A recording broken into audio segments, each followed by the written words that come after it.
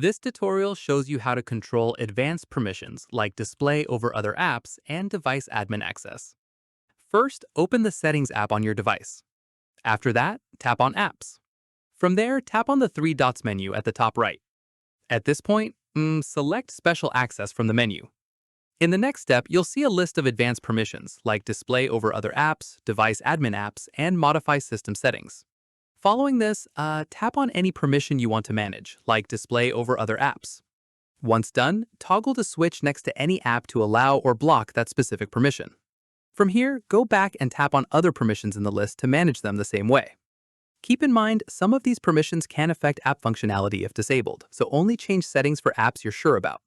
Finally, exit settings once you've adjusted all the special access permissions you need. And that's it. If this guide helped you manage special app access on Samsung, give it a like, subscribe for more Android tutorials, and tap the bell icon for updates. See you in the next one.